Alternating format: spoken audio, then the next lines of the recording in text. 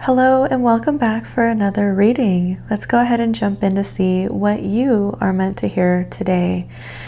You know, I was drawn to a deck that we haven't used in a while, and I noticed that at the bottom it says be patient.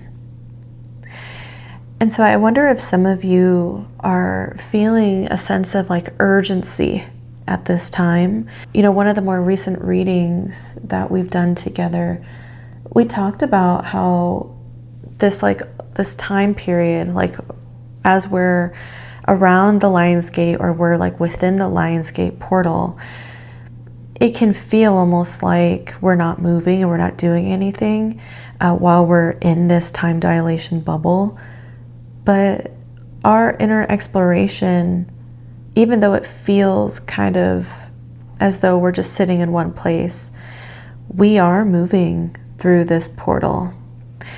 And so if you're wondering, maybe even experiencing some bitterness, some resentment, some of those denser energies come up, and wondering like, why aren't things changing for me? This is a reminder to be patient as we move through. Let's go ahead and see what other messages from this deck you may need to hear. I know we usually start with the tarot, but there is something about that be patient card, right? Let's go ahead and see what else can help guide our reading today. Okay. So we have share your thoughts. How many of you, even now, like I'm feeling my throat starting to, like my throat chakra starting to act up, and I think I just bumped the mic there, so I apologize if you heard that or if that was really loud.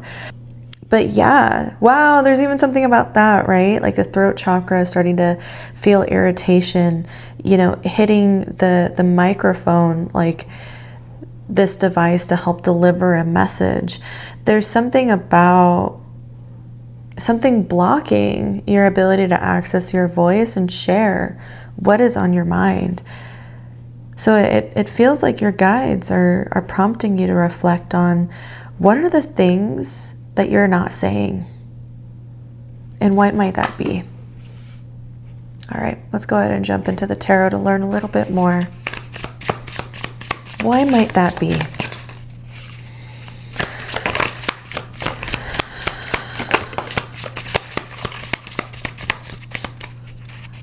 Okay. Lots of messages here for you, lots in the overlay, but the one that was straight up, that's funny, the one that was like right side up is the Fool card. Wow, how incredible. Take a look. The Fool card in this deck is really beautiful. So how interesting that like you are ready to take that jump. You're ready to leap through the Lion's Gate portal. And there's like so much, 333 on the clock. There's so much certainty in these steps, right?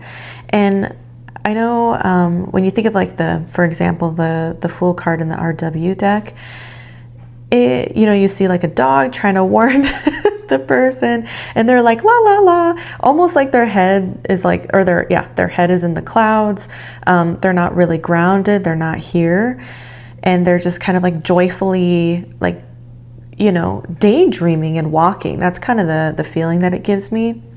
In this deck, it seems like this person knows where they're going. They're like, okay, I'm on an adventure, I have my knapsack, look at the wind in their hair. Like they have speed to them. They're walking with purpose, and they're willing to take that leap with confidence.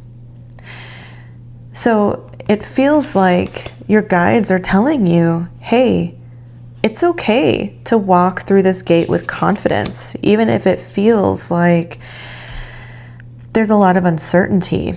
And with so many cards in the overlay, it's actually really quite interesting. We may need to pull some more cards to better understand all that's going on right now, because we have 2 that are flipped over, 2 that are revealed, and then these 2 that are revealed. So we'll start with the ones that are revealed for you.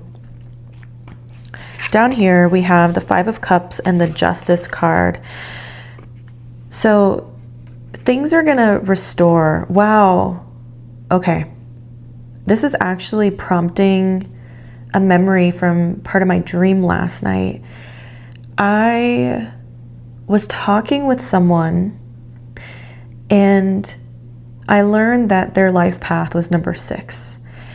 And I was like, oh, yours too. I just learned of like 2 or 3 other people whose life path number is 6. I was like, how interesting. And they were, smiling, excited. I left. And then I came across another person who is close to me in my life. And I asked them what their life path number was. And we calculated it together. And as we were calculating it, I was like, man, wouldn't that be funny if it was number 6? I was like, I've just come across so many people in my life who have had such a great impact on me and who are doing such deep, profound work, within their own selves, healing themselves and helping to use that energy and those teachings to share with other people to help them on their path. And then, lo and behold, their life path number was 6 as well. And I remember I was explaining to them, I was like, there's something about the number 6 within numerology, it's the frequency of love, it carries the frequency of love. And there's something about restoring balance, helping to restore balance on this earth plane. And of course, the ripple effect that may have on other dimensions.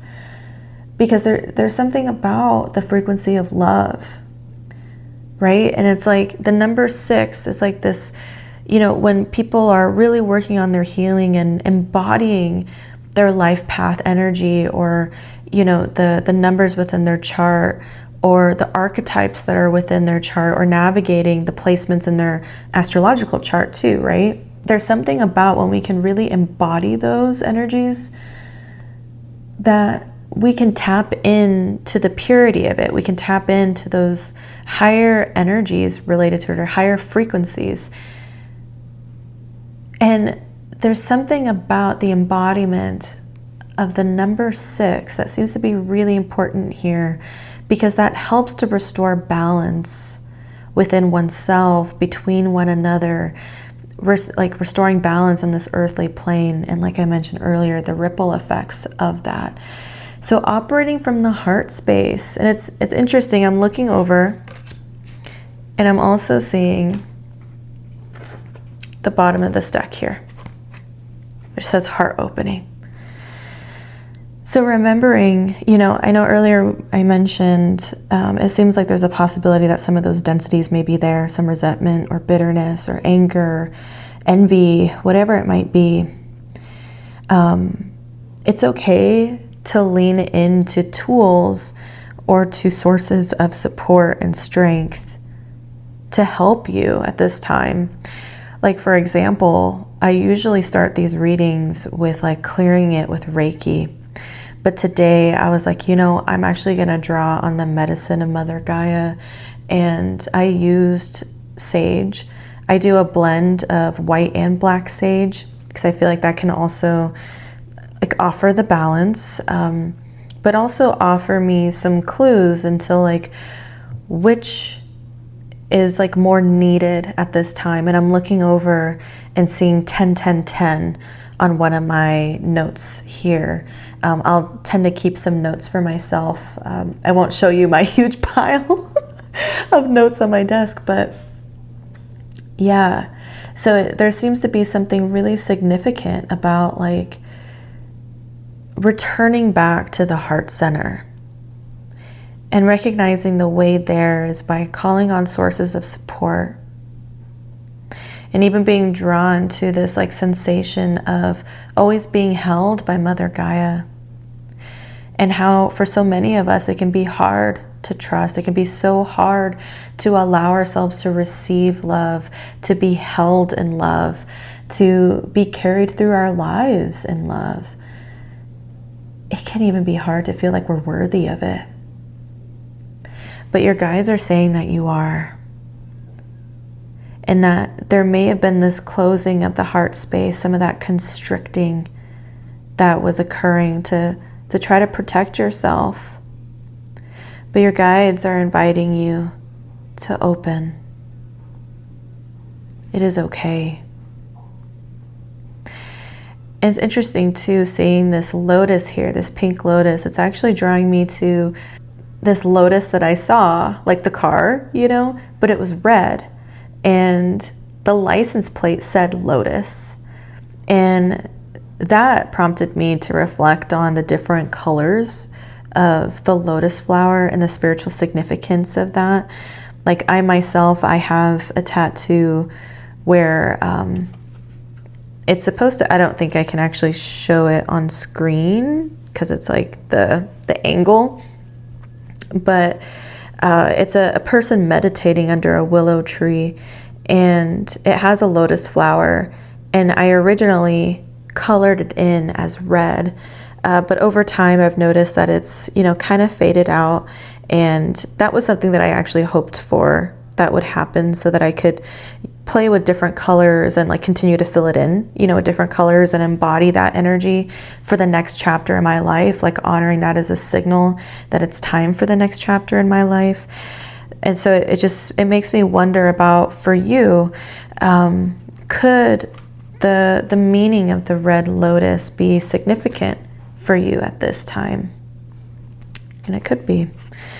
Since we're drawn to this deck, let's go ahead and see what else may be here regarding either this like restoration of balance or these next two cards. Wow, I just realized what they were.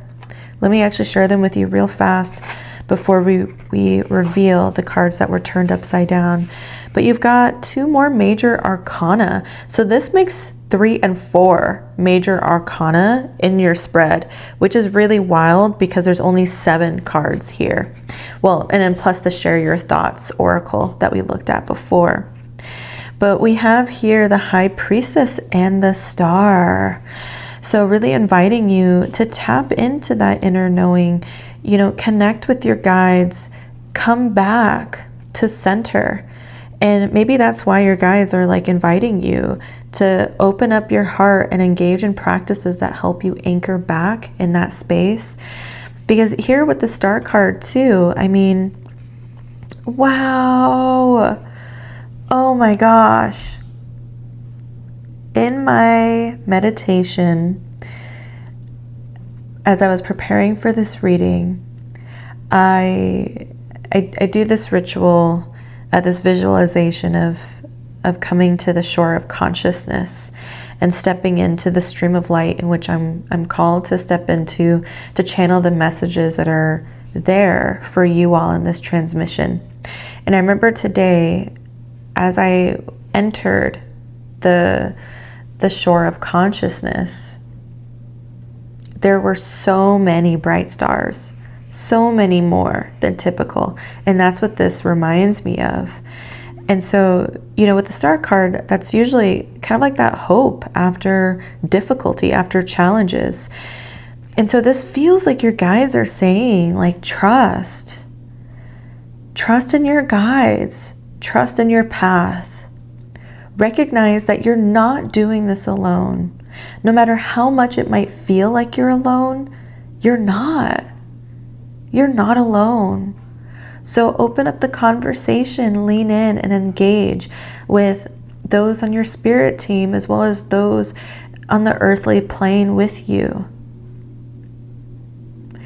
Whether or not, you know, they're awakened to it, those in your life, I mean, it's very likely that you had an agreement to be in each other's lives for whatever reason and for however long.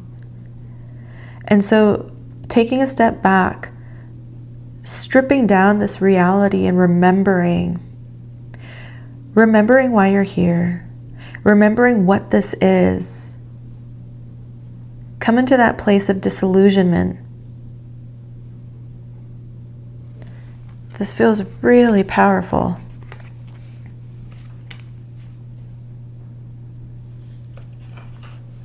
Let's Go ahead and see what other messages are here before we reveal the next 2 tarot.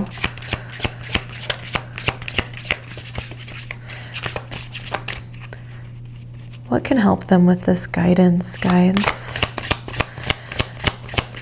to connect with you all? No way.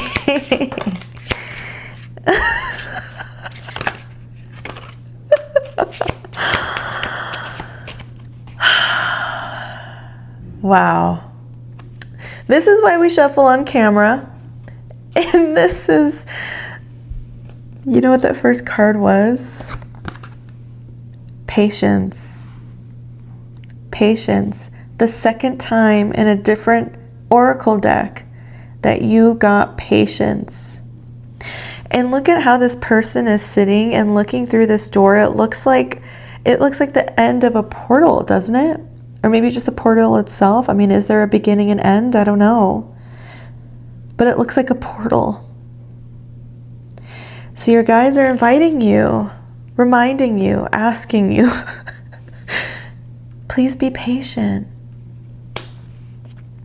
And if you end up, your faith is wavering, just remember, patience is going to help you so much because, wow, we've been talking about the heart space, right?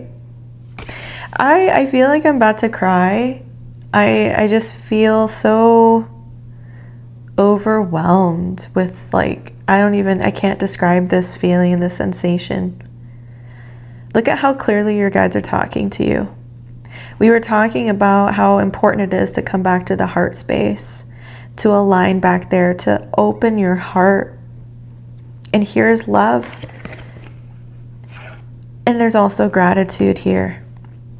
I find that the gratitude practice can be so helpful for anchoring us back into the present, and then also reestablishing, maybe not reestablishing, but helping us get reconnected with our guides and our spirit team.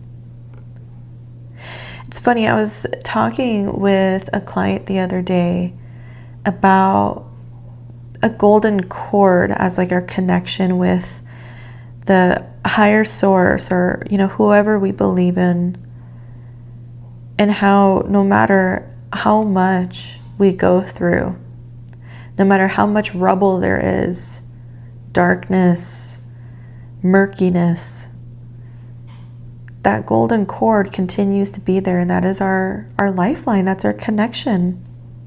And I feel like gratitude helps us to kind of clean up that connection, help us tap back into it.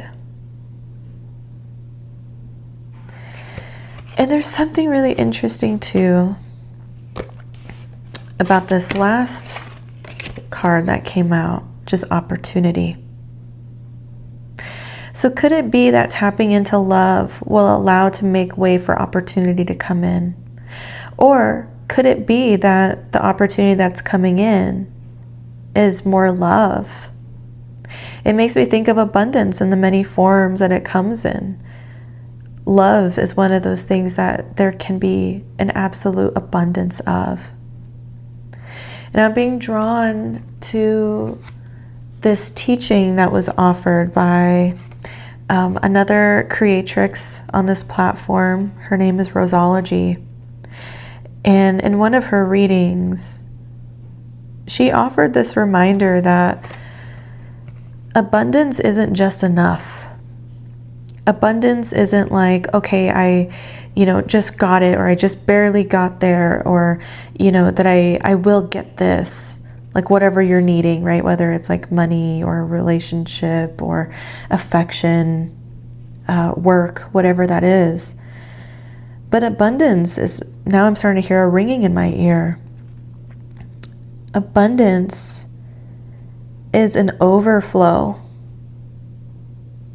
Abundance is overflow.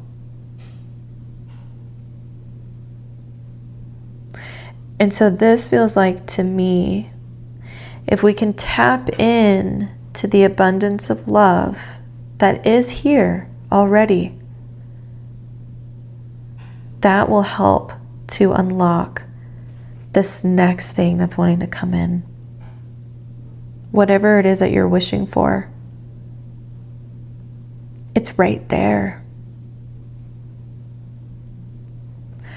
So let's help you collapse this further into your reality. What are these 2 cards that have yet to reveal themselves?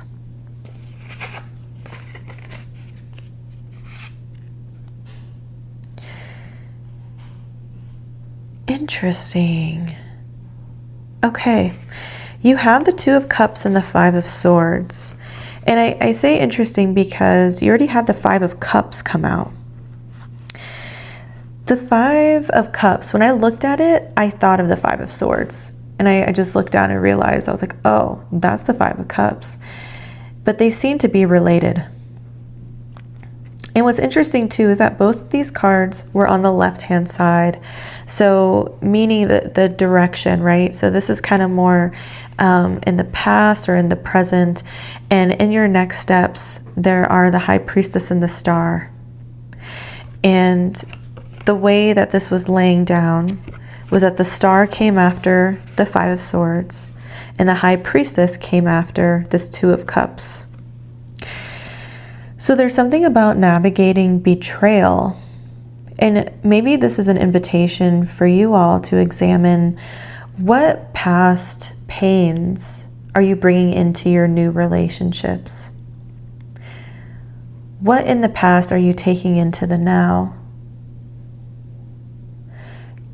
Can you introduce yourself as the person that you are becoming versus the person that you were? That is a channel that came through from, oh, what is her name? Is it Gabby Bernstein or Bernstein? I feel like there's so much wisdom in that. And it feels like there's a reason to bring that teaching here as well. So ask yourself, what am I bringing from the past into my present and in my future? What am I okay with bringing there? What am I not okay with bringing? And as I reflect on who I am becoming, what would it look like to introduce that version of me so that I continue to walk towards them? It makes me think of, when you're like driving, for those of you that drive vehicles with rear view mirrors, which I guess, legally, excuse me, legally, for vehicles to be like street legal, you've got it. That's like one of the requirements, I'm sure. But it makes me think of like, when you're driving and you're looking behind you, usually that's the, just sense check, like, okay, who's around me? Like, what do I need to be cautious of? But then when we're more stressed, more anxious, more afraid, we may become more hypervigilant and look more in our mirrors behind us. And when we do that, we're not looking as much ahead of us, and we tend to be going a little slower. Which makes sense, right? Like if our attention's more on looking behind us or around us versus in front of us, we're not gonna like be able to go as fast. Versus if we are looking ahead of us and we see the speedometer, we're able to go faster. And we know the speed at which we're going. We know our direction. And we know that we're moving towards it with that confidence, right? The Fool card. Like, look at the wind in their hair and in the garments. Like, they're going, they're moving. They're certain of it.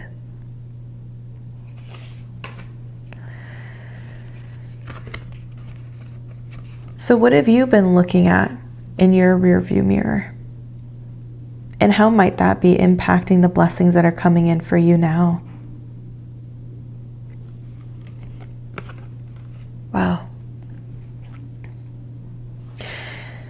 Let's go ahead and see what protection is here for you from Kali Ma.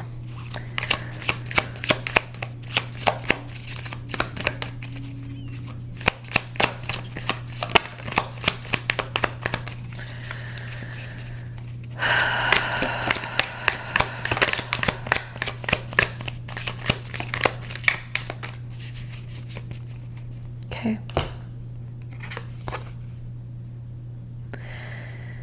I am very likely going to be mispronouncing this. I think it's Yuga Shakti. We may yearn for circumstances to unfold according to our personal preferences, yet to trust in divine timing alleviates stress and fosters a more peaceful relationship with the universe. Even the right thing cannot attain fruition at the wrong time. A negative cycle is due to end, and a new dawn shall arise. Something I love about these depictions of Kali Ma is how this divine mother steps in to scare off the most scariest and densest and fear-mongering entities to protect you. And seeing the way that she is stepping in to make sure that this ending that is occurring will happen for you. And how she is stepping in to remind you and soothe you with her words of all divine timing, right? To trust in divine timing alleviates stress and fosters a more peaceful relationship with the universe. Even the right thing cannot attain fruition at the wrong time. So a negative cycle is ending. She is helping you to leave behind what is meant to be left as you step through this portal. So remember, you're not alone. And to help you tap back into that connection with Source, leaning into your gratitude practice may be something to help. But as you tap back in and get back in conversation with your guides, coming back to that place of remembrance, coming back to the heart center, those blessings are just going to rain. They're going to pour in. It's inevitable. This is really incredible. I'm really happy for you that you're getting this confirmation that, like, hey, things are going to get better. And just remember to share your thoughts, to be in communication. Be in communication with your guides. They're here. Your spirit team, they're here. And then, of course, like angels can come in the forms of flesh as we channel divine messages to one another. For me, I see angels as a frequency that we can all tap into from time to time as we are being called to. And so asking the universe to show you. I did this exercise the other day. It was by another creatrix, Erin Lyons. And I can't remember the exact phrase that was used, but it was something around, universe, please show me like expressions of higher consciousness from others. And I noticed for the next few days, I saw it. I saw people helping each other. Like even, coming out of the grocery store, someone was like dropping their groceries. Like it was like the groceries were falling and other people came in to help them pick it up. I saw other people being kind to others. I saw another person like go out and help another person when they were in great need. Like someone had fainted in a bathroom at one of the coffee shops that I was at, and getting to see how people like stepped into action and the love that was pouring in to help this person. I also saw just like so much kindness being offered to myself and to others, people offering to help in different ways, even like the most smallest of ways, but that felt so meaningful and so genuine, you know?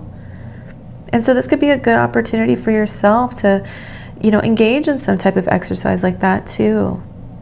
Asking the universe, please show me,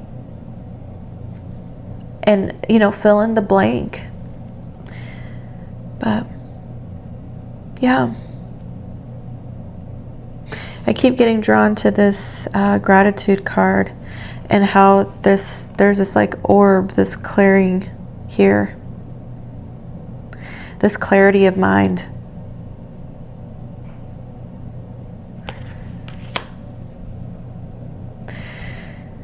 Your spirit team is here to help you. You're not alone. It just keeps coming through. You're not alone. And these blessings are going to unlock as soon as you get back in contact with them. Come back to center, open your heart, share what's on your mind.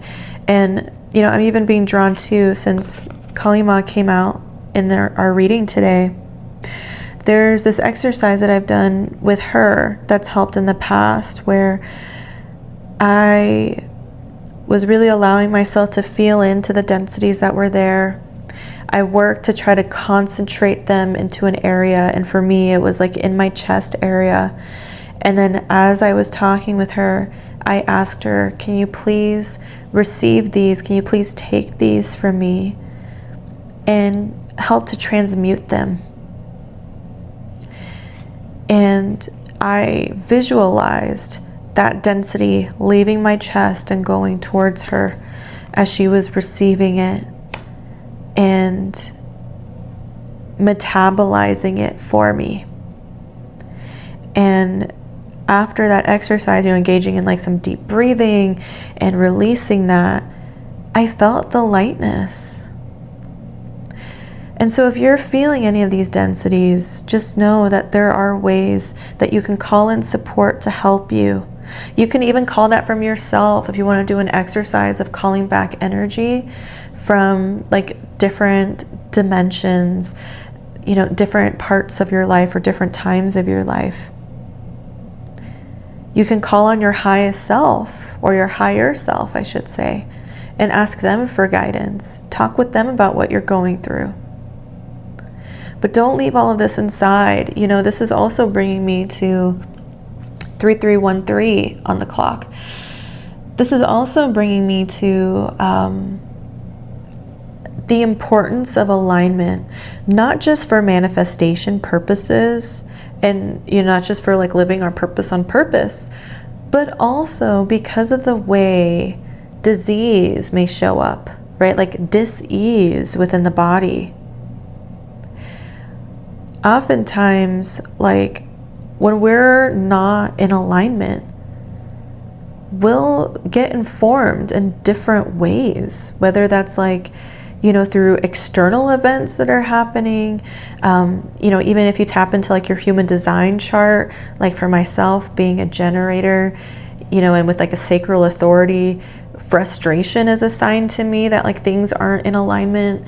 So for you, there could be clues to show you like that maybe you're not in alignment, whether that's like, again, dis-ease in the body or illness in the body, external events that are happening, emotional responses, and depending also on your first house, like how much of that energy is actually being expressed through you at this time could also be a signal of whether or not you're in alignment. Because if you think of the first house in astrology, like that is the archetype that we agreed to embody in this lifetime. That is the version of us that we came to play. That's the role that we came to fill in this lifetime. And if we're not, you know, expressing ourselves in that way, if people aren't perceiving us in that way, if we're not in the lights of it, but maybe more in the shadows because maybe we're rejecting it. I mean, even the shadows, right? Like how present those are, or how succumbed we can become. Those are all signs of misalignment. So coming back to center, coming back to the heart space, coming back to that golden cord. Wow, I'm even getting like umbilical cord. Whoa, that's trippy. But coming back to that, that's going to help you bring in this new opportunity. Thank you so much for doing this work. You doing this healing work, transmuting these densities are not just for you, they're for your lineage, physical, ancestral, ethereal, extraterrestrial. They're also for me and ultimately the collective. So thank you for doing this work. I wish you the best of luck and I look forward to seeing you again soon. Take care.